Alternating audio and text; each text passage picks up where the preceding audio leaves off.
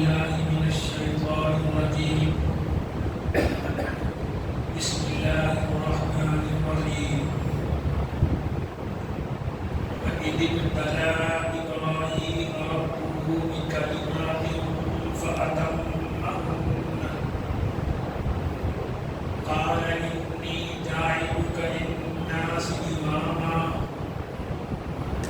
قال ومن ذريتي قال لا ينال عهد الظالمين. وإذ جعلنا البيت مثابة للناس وأمنا واتخذوا من مقام إبراهيم مصلى وعهدنا إلى إبراهيم وإسماعيل أن طهرا بيتي للطائفين والعاكفين والركع السجود.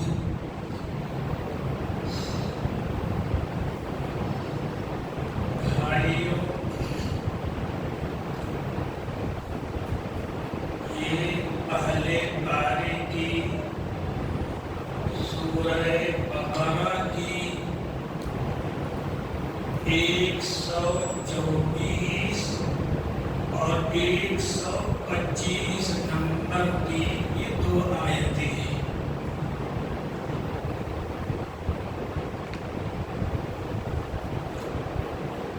اس آیت کے مضمون کو تفسیر کو سمجھنے کے لیے بہت ضروری ہے کہ آپ لوگ بہت دھیان سے بہت غور سے سنیں. دونوں آیتوں کا پہلے میں ترجمہ کرتا ہوں. وَإِذِ ابْتَلَى یہ ہے وَإِذِ ابْتَلَى. جب پڑھتے ہیں تو الف کو گرا دیتے ہیں, الف کا زیر زال پر دے کے پڑھتے ہیں وَإِذِ ابْتَلَى. یہی قرآن پڑھنے کا طریقہ ہے. یاد کرو, سمجھو, پوچھو, جانو اس وقت کو جب اللہ پاک نے جب آزمایا, ابتلا جب آزمایا, پرکھا, امتحان لیا, ایگزام لیا. کس کا؟ ابراہیم کا. کس نے آزمایا, کس نے پرکھا, کس نے امتحان لیا؟ ربہ, ابراہیم کے رب نے. پورا ترجمہ ہوا وہ وقت یاد کرو جب ابراہیم کو پرکھا, آزمایا ابراہیم کے رب نے. جب رب نے ابراہیم کو آزمایا, پرکھا, امتحان لیا تو کیا ہوا؟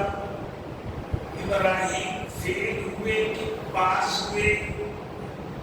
اور اگر پاس ہوئے تو کتنے نمبر سے؟ 3rd, 2nd, 1st. کس سے؟ قرآن کہتا فَأَتَمَّهُنَّ.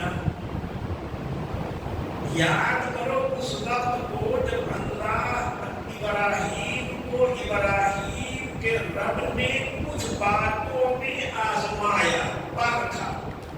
فَأَتَمَّهُنَّ تو ابراہیم نے 100% صحیح کیا.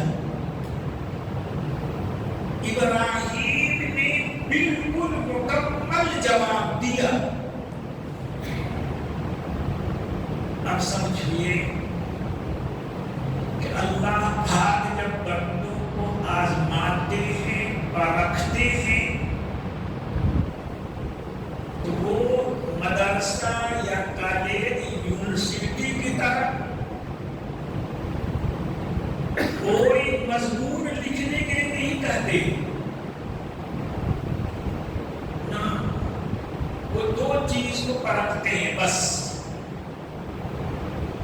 یقین جس کو ایمان کہیں گے، اور صبر کو طبیعت میں کتنا جماؤ ہے، کتنی پختگی ہے میری، مسائل میں مشکلات میں تو جمتا ہے کہ پھسل جاتا ہے، اللہ کی باتوں میں تمہیں پکا یقین ہے کہ ڈھلمل ہے، یہ آزماتے ہیں۔ اللہ کے راہ میں مسائل آ رہے ہیں، مشکلات آ رہی ہیں، تو اس میں ڈٹتا ہے کہ بھاگتا ہے، یہ آزماتے ہیں اللہ۔ یقین، ایمان اور صبر، ان دونوں چیزوں کی آزمائش اللہ پاک کرتے ہیں۔ کیا ہوا پھر؟ قال انی جاعلک للناس اماما، اے ابراہیم میں جاعلک تمہیں بنانے والا ہوں، امام جاعلک للناس اماما، میں آپ کو تمام انسانوں کا پیشوا بنانے والا ہوں، مقتدا بنانے والا ہوں۔ جب تمام انسانوں کے مقتدا بنیں گے، اتنی بڑی ذمہ داری دی جائے گی، تو اس بڑی ذمہ داری دینے کے بعد آزمائش بھی بڑی ہوگی، کوئی ہلکی پھلکی آزمائش نہیں ہوگی۔ ابراہیم علیہ السلام کو جب اللہ پاک نے یہ خوشخبری سنائی کہ میں آپ کو انسانوں کا پیشوا بنانے والا ہوں، فوراً انہوں نے کہا وَمِن ذُرِّيَّتِي، اللہ پاک مجھے بھی انسانوں کا پیشوا رہبر بنا دیجئے، اور میری اولاد میں سے بھی کچھ کو بنا دیجئے۔ دعا کیا فوراً اپنی اولاد کے لیے۔ ہر ماں باپ کو اچھے موقع پر اپنے بچے کے لیے دعا کرنا ہی چاہیے۔ وَمِن ذُرِّيَّتِي اجعلنی اماما وَمِن ذُرِّيَّتِی، مجھے بھی امام بنا دیجیے، پیشوا بنا دیجیے، مقتدا بنا دیجیے، آئیڈیل بنا دیجیے، اور میری اولاد میں سے بھی کچھ کو آئیڈیل بنا دیجیے۔ اللہ پاک نے جواب دیا کہ تمہاری دعا قبول ہے، لیکن ایک بات ہے، لا ینال عہد الظالمین، میرا یہ مرتبہ، یہ رتبہ امامت کا، پیشوائی کا، میرا یہ عہد پیشوائی کا، امامت کا، جو ظالم ہوں گے، فاسق ہوں گے، فاجر ہوں گے، ان کو نہیں ملے گا۔ مطلب ہوا کہ ابراہیم کے آپ کے اولاد میں اچھے انسان بھی ہوں گے، مومن اور صالح بھی ہوں گے، اور آپ کے اولاد میں برے لوگ بھی ہوں گے، کافر بھی ہوں گے، تو یہ پیشوائی والا عہدہ، ذمہ داری، امامت والا آپ کے نسل میں جو صالح لوگ ہوں گے، اچھے لوگ ہوں، انہیں بھی مل جائے گا، ان میں سے کسی کو مل جائے گا، لیکن فاسق کافر کو نہیں ملے گا۔ پہلی آیت کا ترجمہ ہوا وَإِذْ جَعَلْنَا الْبَيْتَ مَثَابَةً لِلنَّاسِ، اور وہ وقت بھی یاد کرو جب ابراہیم بڑے ہوئے، نبی بنے، طرح طرح کی آزمائشوں سے گزرے، اور ایک دن آیا کہ انہوں نے خانہ کعبہ کو بنایا، خانہ کعبہ کو بنایا۔ وہی پھر کیا ہوا؟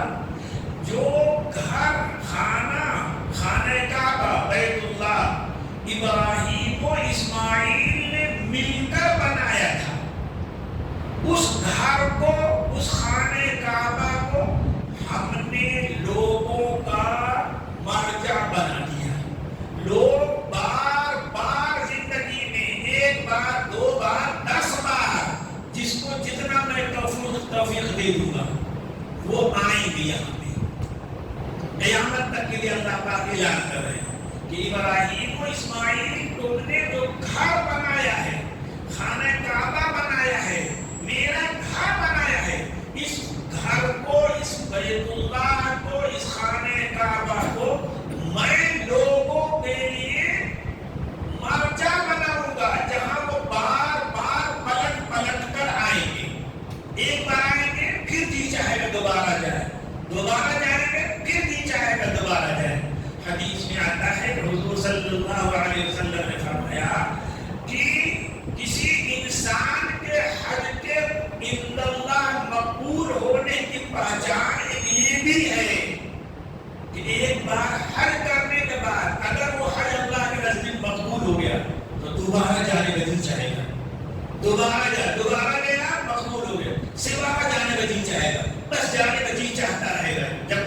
قبول ہوتا رہے.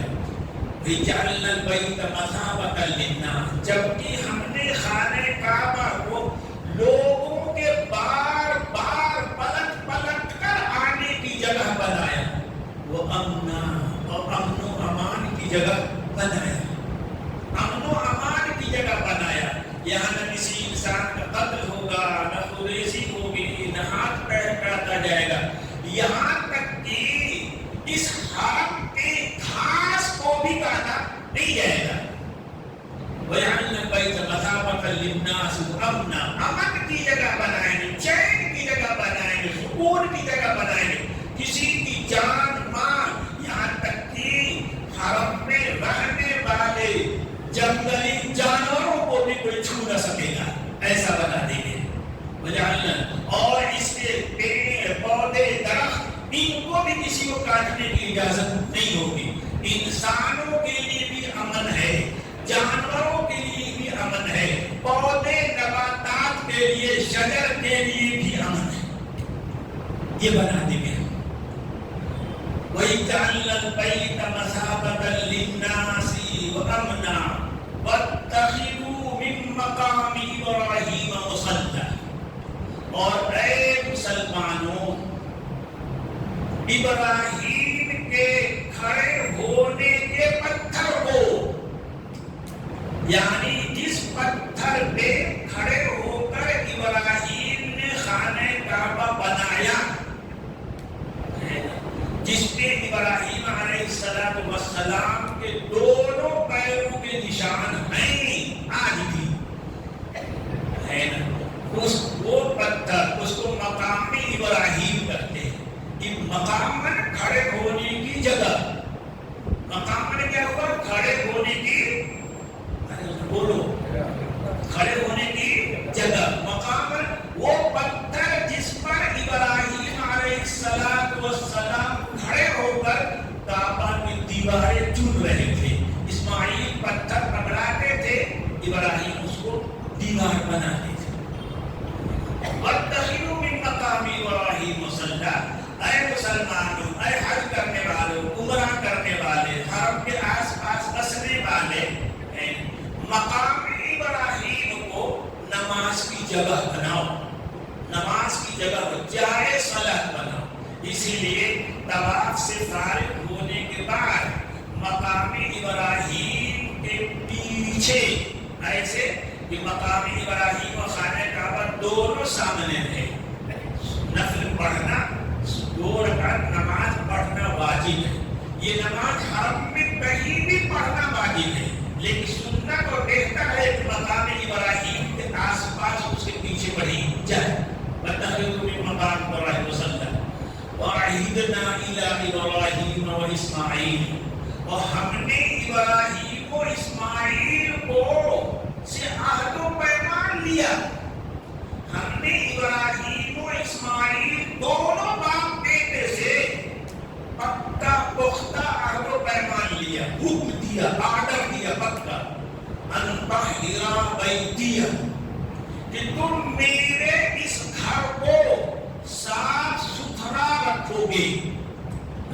تم دونوں میرے اس گھر کو صاف ستھرا رکھو گے. اس سے ہر طرح کی گندگی سے، ہر ظاہری گندگی سے، پورا کرکٹ سے، میل کچیل سے صاف ستھرا رکھو گے. اور باطنی گندگی کفر و شرک سے بھی پاک صاف رکھو گے. ان طہر بیت للطائفین والعاکفین والرکع السجود، جس کے لیے صاف ستھرا رکھو گے؟ طواف کرنے والوں کے لیے، اعتکاف کرنے والوں کے لیے، رکوع سجدہ کرنے والے یعنی نمازیوں کے لیے، طواف کرنے والوں کے لیے، مسجد میں اعتکاف کرنے والوں کے لیے اور مسجد میں نماز پڑھنے کے لیے اس میرے گھر کو تو صاف ستھرا. یہی سے اہل علم نے کہا کہ دنیا جہان میں جتنی مساجد ہیں سب اللہ کا گھر ہے، سب اللہ کا گھر ہے. سب کو صاف ستھرا رکھا جائے گا، پاک صاف رکھا جائے گا. ہو سکے گا تو اسے معطر رکھا جائے گا، خوشبودار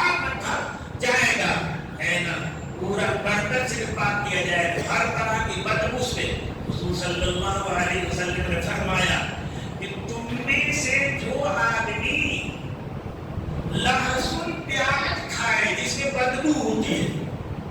کچا لہسن یا کچا پیاز کھا لے تو ہماری مرضی سے دور ہی دور رہے. یعنی جب تک کہ منہ کی صفائی نہ ہو جائے، بدبو منہ کی ختم نہ ہو جائے، مسجد نبوی میں دنیا کی کسی مسجد میں جانا صحیح نہیں ہے، مکروہ ہے. تو کفر سے، شرک سے، بت سے، بت پرستی سے، ان سب چیزوں سے بھی مسجد کو پاک رکھنا ہے، اور ظاہری گندگی، بدبو وغیرہ سے بھی مسجد کو صاف ستھرا رکھنا ہے. بھائیو، یہ دونوں آیتوں کا ترجمہ ہوا. اب سمجھیے جو بات مجھے آپ سے کہنا ہے کہ غور سے سنیے. قرآن کریم میں یوں تو سارے علوم کا بیان ہے. قرآن جامع العلوم ہے. دینی، دنیاوی جتنے علوم ہیں، آج سائنس کے، ٹیکنالوجی کے، فزکس کے جتنے علوم ہیں قرآن کریم میں سب موجود ہیں. قرآن کریم میں سب موجود ہیں. اس میں تحقیق کرتے ہیں، بیان کرتے ہیں. ظاہر ہے وہ ہمارے بیان کرنے کا موقع نہیں ہے. پورا رمضان ختم ہو جائے وہ بیان کرنے. سارے علوم قرآن کریم میں موجود. تبیانا لکل شیء، ہر شے کا اس کے بیان ہے. لیکن قرآن کریم جن باتوں کو بیان کرنے کے لیے نازل ہوا ہے، لوگوں کی ہدایت کے لیے نازل ہوا ہے، وہ سائنس کے بیان کرنے کے لیے لازم نہیں ہوا، وہ فزکس کے بیان کرنے کے لیے نازل نہیں ہوا، علم نباتات کو بیان کرنے کے لیے نازل نہیں ہوا. وہ تو قرآن کریم لوگوں کو اللہ کی راہ دکھانے کے لیے، اللہ کی راہ سجھانے کے لیے اتارا گیا ہے. اس ہدایت سے متعلق قرآن کریم میں جو بنیادی چیزیں بیان کی گئی ہیں تین. کیا کہو؟ دو جملے میں نے کہے. قرآن کے اندر تمام علوم کا بیان ہے. قرآن جامع العلوم ہے. لیکن قرآن کا نزول ہدایت کے لیے ہوا ہے. ہدایت سے متعلق بنیادی علم تین ہیں، بنیادی چیزیں تین ہیں. قرآن میں اس کو صراحتاً بیان کیا گیا ہے. ایک تو اللہ کے احکامات کو کہ تمہیں یہ کرنا ہے، یہ نہیں کرنا ہے. کل میں اس کو بیان کر چکا. احکامات دو ہیں، دو طرح کے. اللہ کے احکامات دو طرح کے. کچھ تو ایمان و یقین سے متعلق ہیں، اور میں نے کل بتایا کہ وہ 7 چیزیں ہیں. بتایا کل وہ 7 چیزیں ہیں. تو کچھ ایمان و یقین سے متعلق احکام ہیں. ان کو اہل علم کہتے ہیں احکام اصلیہ.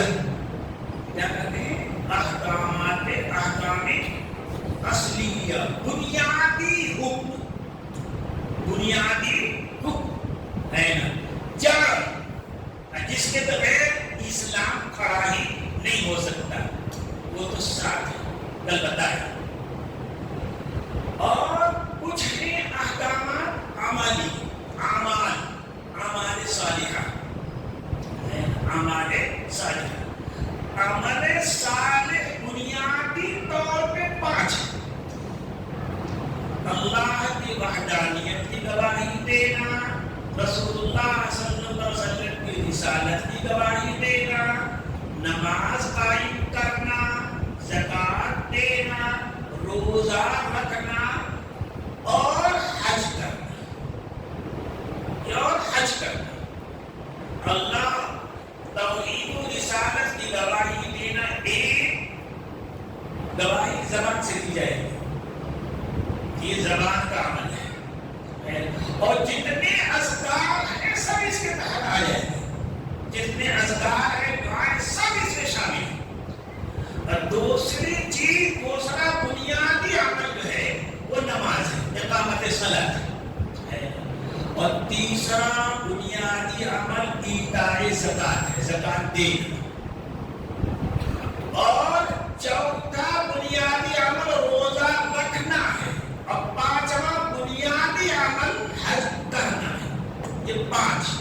عمل، تو بنیادی عمل 5 ہیں، اور جتنے اعمال ہیں سب انہیں 5 بنیادی عمل کی شاخیں ہیں۔ جتنے عمل ہیں اسی بنیادی عمل کی شاخیں۔ بھائیو آگے سنو، اور یہ ہے کہ عمل، اچھا عمل، اللہ پاک نے ہمیں ایسے کاموں کا بھی حکم دیا ہے، ایسے ضابطے بھی بتائے ہیں کہ ہماری نجی زندگی، ذاتی زندگی یہ بھی صاف ستھری پاکیزہ ہو جائے، امن چین سکون والی ہو جائے، سونا کی طرح چمکنے اور دمکنے لگے ہماری ذاتی زندگی۔ اور اللہ پاک نے ہمیں ایسے عمل بھی بتلائے ہیں جن کی وجہ سے ہمارے گھر کا ماحول پیارا ہو جائے، اچھا ہو جائے، پرسکون ہو جائے۔ فجر بعد میں آج کل اسی موضوع پہ بولنا، گھر ہمارا کیسے اچھا ہو جائے، کیا حقوق ہے، ماں کا حق ہے، باپ کا حق ہے، بیوی کا حق ہے، بھائی کا حق ہے، یہ سب کیا ہے ہمارے گھریلو زندگی جو ہے، جس کو اردو میں کہتے ہیں خانگی زندگی، یہ اچھی طرح سے سدھر جائے، پرسکون ہو جائے۔ اسی طرح اللہ پاک نے ہمیں ایسے کام بھی بتلائے ہیں، ایسے قانون اور ضابطے بھی بتلائے ہیں کہ ہمارے پورے شہر کی، پورے ملک کی، انٹرنیشنل پورے عالم کے اندر امن ہو جائے، سکون ہو جائے، چین ہو جائے۔ اللہ پاک نے ایسے احکام بھی بتائے اسی قرآن کے اندر، یہ حدیث اور فقہ کی کتاب میں اسی قرآن کی وضاحت ہے، کوئی الگ چیز نہیں ہے۔ تو ایسے عمل بھی اللہ پاک نے، ایسے قانون و ضابطے بھی اللہ پاک نے بتائے ہیں جس سے ہماری نجی زندگی سدھر جائے۔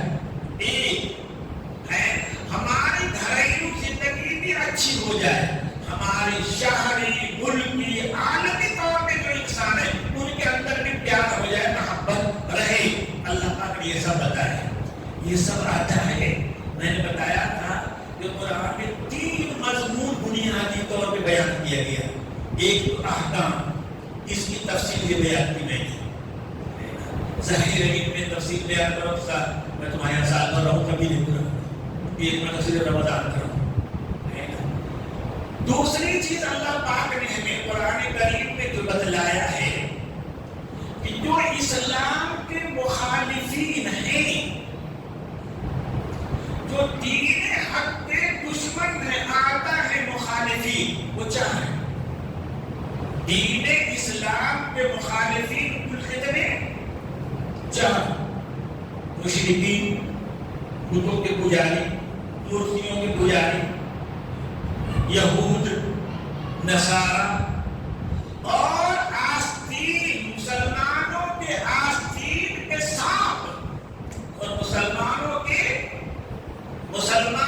کی آستین کے ساتھ، یعنی وہ لوگ جو دل سے کافر ہیں، اللہ رسول کے دشمن ہیں، مسلمان کے دشمن ہیں، لیکن ان بھیڑیوں نے بھیڑ دکھا پکوڑ رکھا ہے، یعنی منافقین، تو اسلام کے دشمن 4 ہیں، مشرکین 1، یہود 2، نصارہ 3، اور منافقین جن کو میں نے کہا مسلمانوں کے آستین کے ساتھ۔ قرآن کریم میں دوسرا مضمون یہ بیان کیا گیا ہے کہ چاروں دشمنان اسلام کے ساتھ بات کیسے کی جائے، ان کے خلاف حجت کیسے قائم کی جائے، ان کا منہ توڑ جواب کیسے دیا جائے۔ دوسرا مضمون قرآن نے یہ بیان کیا ہے۔ تیسرا مضمون، 3 مضمون میں نے کہا قرآن میں بنیادی طور پہ صراحت بیان کیے گئے۔ تیسرا کیا ہے کہ ہم یہ دنیا پوری کی پوری اس لیے ہے کہ ہم اسے دیکھ دیکھ کر کے ہمیں اللہ کی یاد آئے، آخرت کی یاد آئے۔ یہ دنیا اللہ پاک نے اسی لیے بنایا ہے، اسے دیکھ دیکھ کر ہمیں آخرت یاد آئے، ہمیں اللہ یاد آئے۔ اس کو کہتے ہیں تذکیر۔ اس کو کہتے ہیں کیا کہتے ہیں؟ وہ نا تذکیر۔ تذکیر مانے یاد دلانا، تذکیر مانے یاد دلانا۔ کیا یاد دلانا؟ آخرت یاد دلانا، اللہ کی یاد دلانا، دل میں آخرت کی یاد جگہ دینا، دل میں اللہ کی لو جگہ دینا، اس کا نام ہے تذکیر۔ یہ اللہ پاک تین طرح کرتے ہیں۔ کس طرح کرتے ہیں؟ تذکیر تین طرح سے۔ ایک تو ہم سے پہلے جو لوگ گزر چکے، ہم سے پہلے جو لوگ گزر چکے، دونوں طرح کے لوگ ہیں۔ صالحین بھی ہیں، اچھے لوگ ہیں، انبیاء ہیں، انبیاء کے ماننے والی ان کی امتیں ہیں، یہ صالحین ہیں، اچھے لوگ ہیں، اور برے لوگ بھی ہیں، اور برے لوگ بھی ہیں۔ تذکیر اللہ پاک یوں کرتے ہیں کہ گزشتہ زمانے کے جو صالحین ہیں، اچھے لوگ ہیں، انبیاء ہیں، انبیاء کو صحیح طور پہ ماننے والے ہیں، اللہ قرآن کریم میں ان کے واقعات کو بیان کرتے ہیں۔ قرآن کریم میں ان کے واقعات کو بیان کرتے ہیں، ہے نا، کہ کیسے کیسے مشکلات ان پہ آئی، کیسی کیسی مصیبتیں ان پہ آئی، اور پھر اللہ نے ان کو کیسے ان مصیبتوں سے چھٹکارا دیا، اللہ نے ان کو کیسے نوازا۔ اس کو عربی میں کہتے ہیں، اس کو عربی میں کہتے ہیں انعام المطیعین۔ کیا؟ انعام المطیع اور فرمانبردار لوگوں کو اللہ نے کیسے نوازا، یہ بیان کرتے ہیں۔ اور پھر دوسرے کہتے ہیں کہ جو فاسق کافر لوگ ہیں، جو اللہ کے نبی اور ان کی امتی کے دشمن ہو گئے، مجرمین، اور مجرمین فاسقین، اللہ نے ان کو کیسی بھی بردناک سزائیں دی، ہے نا۔ یہ اللہ پاک اس لیے کرتے ہیں تاکہ نیک صالح لوگوں پہ اللہ کی جو رحمتیں آئی، نوازشیں آئیں، ان کو دیکھ کر ہمارے اندر نیک بننے کا جذبہ پیدا، اس لیے بیان کرتے ہیں۔ اسی طرح سے مجرم لوگوں کو اللہ پاک نے جو بردناک سزائیں دی، قرآن میں ان کا ذکر ہوتا ہے تاکہ ہم ان کو دیکھ کر کے اللہ سے ڈریں کہ ہم اگر ان کی طرح بنیں گے ہم بھی اللہ کی گرفت میں آ جائیں گے۔ اس کو کہتے ہیں تعذیب المجرمین، مجرمین کو سزا دینا۔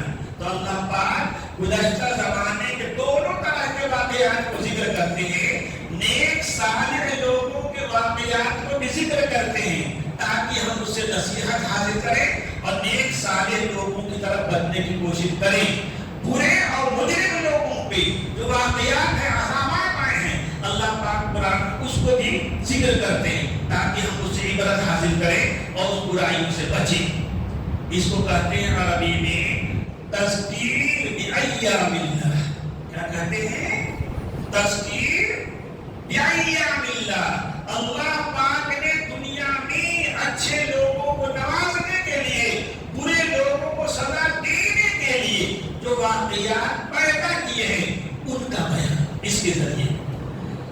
اور اللہ پاک اپنی نعمتیں بیان کر کے بھی ہم کو یاد دلاتے ہیں، اپنی نعمتیں انسانوں پہ، ہم پہ، ہمارے آبا پہ، ہمارے ماں باپ پہ، ہمارے خاندان پہ، پورے انسانوں پہ اللہ کے جو نعمتیں، احسانات ہیں ان کو بھی اللہ پاک قرآن کریم میں بیان کر کے ہمیں یاد دلاتے ہیں، آخرت یاد دلاتے ہیں، اپنے کو یاد دلاتے ہیں۔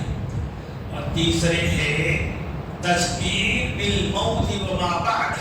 قرآن کریم میں موت کے موت اور موت کے بعد جو واقعات پیش آئیں گے مرنے کے بعد ان کو ذکر کر کے ہمیں اللہ پاک آخرت کا اپنا یاد دلاتے ہیں. 5 طرح کے ہو گئے مضمون. کیا قرآن کریم میں اللہ کے احکامات کا ذکر ہے. ایک احکامات کی تفصیل بتائی. قرآن کریم میں گزشتہ زمانے میں گزشتہ قوموں نبیوں پہ جو واقعات آئے ان کو بیان کرتے ہیں. اللہ پاک قرآن کریم میں اپنی نعمتوں کو ذکر کر کے ہمیں یاد دلاتے ہیں. اللہ پاک موت اور موت کے بعد پیش آنے والے حالات کو بیان کر کے ہمیں یاد دلاتے ہیں. یہ 5 طرح کے بنیادی مضمون ہے قرآن کریم میں. احکام کا بیان ہے.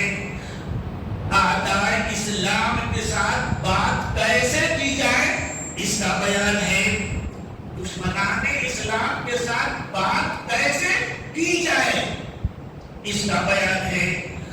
اور گزشتہ زمانے میں نیک صالح بد برے لوگوں کے واقعات کو بھی اللہ پاک قرآن میں بیان کرتے ہیں تاکہ ہم اس سے نصیحت حاصل کریں.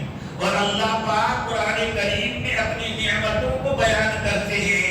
اور اللہ پاک قرآن کریم میں موت اور موت کے بعد پیش آنے والے واقعات کو بیان کرتے ہیں. یہ 5 مضمون ہوئے. احکام. 1 تذکیر بایام اللہ. 2 تذکیر بآلاء اللہ. 3 تذکیر بالموت وما بعد الموت. اللہ پاک اور ان 5 مضمون جو آیت میں نے پڑھی ہے, جو 2 آیتیں میں نے پڑھی ہیں, اس میں 2 مضمون کا بیان ہے. ان 5 مضمونوں میں سے بہت 2 کا بیان ہے. اعدائے اسلام کے ساتھ دین اسلام کے دشمنوں کے ساتھ کیسے بات کی جائے, کیسے بات کی جائے, ان سے مخاصمت کیسے کی جائے, ان سے بحث و مباحثہ کیسے کی جائے, ان کے سامنے اللہ کے دین برحق کی دلیلیں کیسے بیان کی جائیں, اس کا بیان ہے ان آیتوں میں. اور اس میں دوسرے بیان یہ ہے کہ اللہ نے اپنے ماننے والوں کو اس دنیا میں اور دنیا کے بعد آنے والی زندگی آخرت میں کیسے کامیاب کیا, کیسے سرخرو کیا, کیسے انعامات سے نواز دیا, یہ بیان ہے. اور اللہ نے دین کے دشمنوں کے, نبیوں کے دشمنوں کے, مسلمان کے دشمنوں کو اللہ نے کیسے تحس نحس کر دیا اس کا بیان ہے. یہ 3 چیزیں. یہ بات لمبی چلے گی, یاد رکھیے اس کو. اللہ کرے مجھے صحیح طور پہ بیان کرنے کی توفیق مل جائے. دیکھیے میں آپ کو مشکل تو ضرور ہے, لیکن میں قصہ کہانیاں مسانے والی باتیں نہیں کر رہا آپ کے ساتھ. کوئی زیادہ باتیں اس کا کوئی مسئلہ نہیں ہے. میں آپ کو قرآن کا مضمون بتا رہا ہوں. انشاءاللہ اس سے فائدہ ہوگا. کل آئندہ انشاءاللہ اسی بات کریں گے. اللهم انت السلام ومنك السلام تبارك يا ذا الجلال والاكرام. ربنا ظلمنا انفسنا وان لم تغفر لنا وترحمنا لنكونن من الخاسرين. ربنا ظلمنا انفسنا وان لم تغفر لنا وترحمنا لنكونن من الخاسرين. لا اله الا